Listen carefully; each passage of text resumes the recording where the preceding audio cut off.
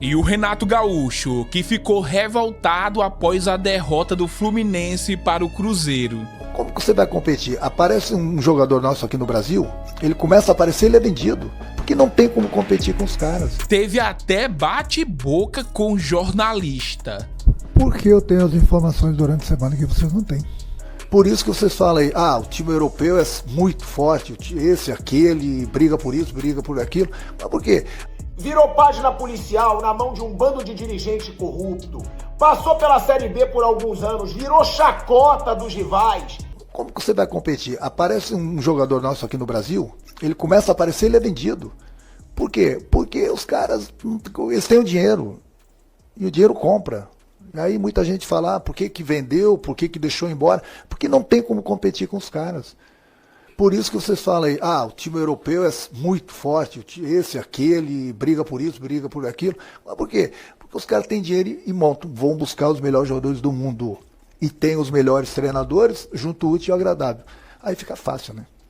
Fica fácil. Então, quando eu falo que o futebol brasileiro está nivelado mais por baixo, eu acho que a maior prova que eu te falo isso são as deficiências que a gente tem na seleção brasileira. Você consegue escalar a seleção brasileira hoje? Pois então. Tem 3, 4 posições que os treinadores não conseguiram achar o jogador certo ainda. Por quê? Porque se na seleção, que eles podem convocar os melhores, estão com esse problema, imagina no clube. Imagina no clube. Então, tanto é que muitas vezes você cria várias oportunidades, tem jogadores que são letais. Tem jogadores que não são letais. E aí, quando eu falo que o futebol brasileiro está nivelado por baixo, é por isso. Eu não vou mudar minha opinião. A não ser que começam a aparecer craques de tudo que é lado, que eu acho que vai demorar ainda muito tempo. Muito tempo. Eu costumo falar para eles acham que, né, na minha época tinha muito futebol. Não estou falando de mim, não. Estou falando na minha época. Muito futebol. Pouco dinheiro. Hoje em dia os jogadores, merecidamente, eles ganham grandes salários, mas não tem o futebol de antigamente. Antigamente se sabia de cor a seleção brasileira. O treinador da seleção brasileira toda hora ele era chamado de burro, porque ele não convocava fulano, beltrano e ciclano, ele só podia convocar 22 de tantos craques que tinham. Hoje em dia qualquer treinador da seleção brasileira tem problema de convocar, justamente porque em algumas posições não tem. Por quê? Porque o futebol está muito nivelado, infelizmente, por baixo. Eu respeito a opinião de todo mundo, essa é a minha. Se alguém pensa diferente, ok, parabéns, mas a minha opinião é essa. O que você achou da postura do time voltando para esse esquema, que foi utilizado mais no começo da Copa, e o que você pensou para escalar Fuentes e Soteldo? O René foi um jogador que jogou muito bem na Copa, e você, na posição de Soteldo, acabou preferindo outros jogadores, mas hoje você veio com Fuentes e Soteldo. Queria escutar de você por que essa escolha. Obrigado. Porque eu tenho as informações durante a semana que vocês não têm. No dia a dia. Como o jogador está, como o jogador não está. Nós vamos jogar a cada 3 dias. Nós jogamos hoje uma decisão. Nós temos outra decisão no domingo. Eu tenho que revezar o grupo, revezar o time.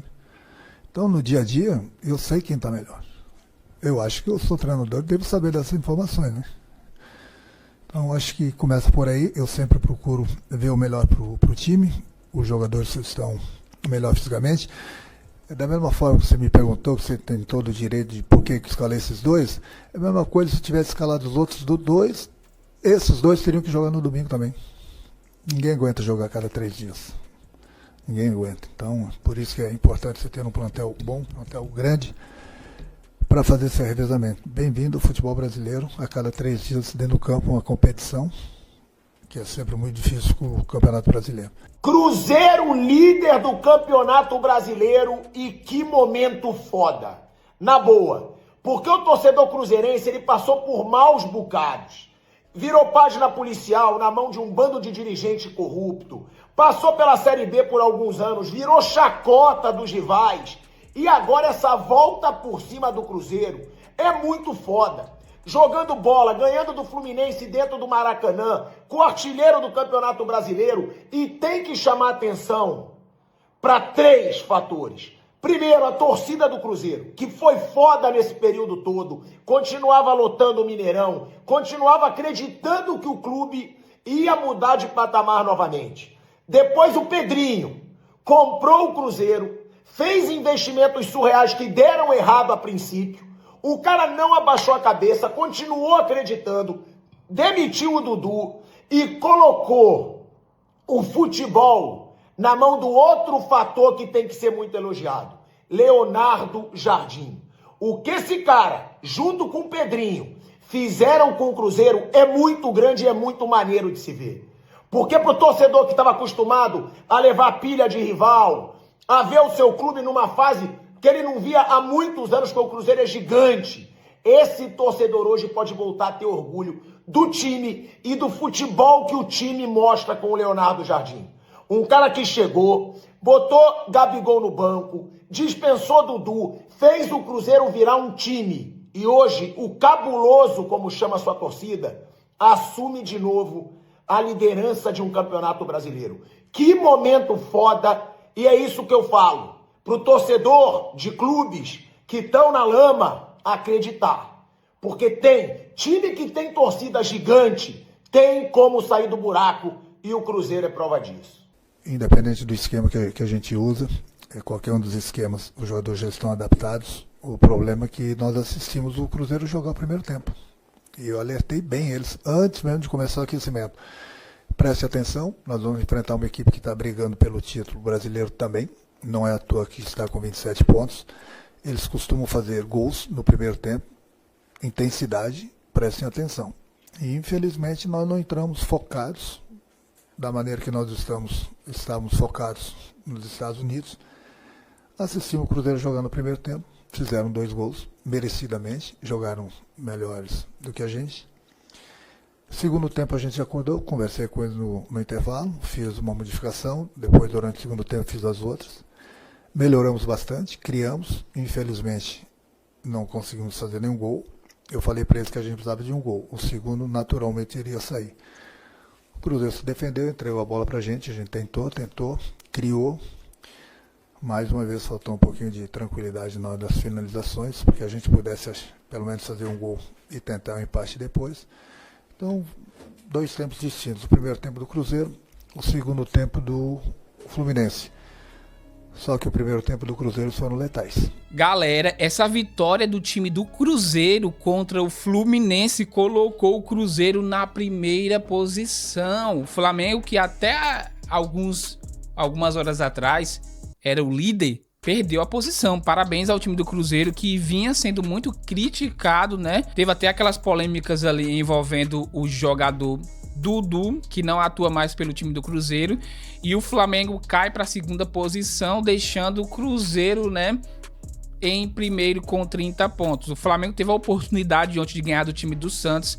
Neymar Júnior foi extremamente decisivo, mas parabéns ao Fabrício Bruno, que fez um gol aos 30 minutos ali, e também o Caio Jorge, aos 35 minutos, fez o gol.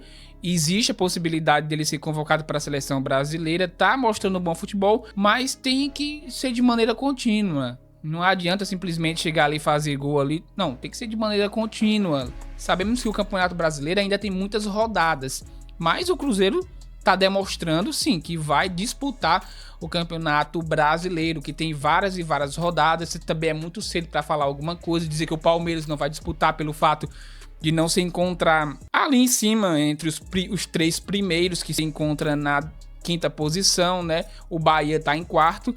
Cara, um campeonato que vai ser disputado. Não tem como chegar aqui e dizer, o Flamengo vai ser campeão, ou o Cruzeiro, ou o Bragantino, ou o Palmeiras. Cara, ou até mesmo o Botafogo, que tá na 6ª posição. Tem muita coisa para acontecer. O Campeonato Brasileiro é um campeonato muito longo, e a gente já viu cada coisa acontecendo nesse Campeonato Brasileiro. Aquele time que passou várias rodadas liderando, quando chega no final peida, igual um time aí que começa com Bó e termina com Fogo. Cara, comenta aqui embaixo, deixa o like nesse vídeo, se inscreva no canal.